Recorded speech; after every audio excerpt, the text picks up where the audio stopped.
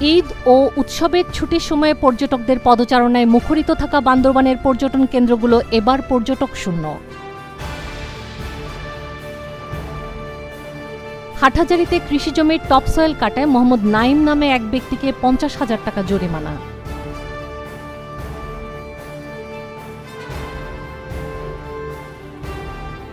নতুন বছরকে বরণ করে নিতে বর্ণাঢ্য মঙ্গল শোভাযাত্রা দিয়ে শুরু হয়েছে পাহাড়ের মারমা সম্প্রদায়ের সাংগ্রাই উৎসব। চট্টগ্রামে নববর্ষ উদযাপনের আয়োজন পরিদর্শন করেন সিএমপি কমিশনার কৃষ্ণপদ রায়। থাকছে 3 স্তরের নিরাপত্তা।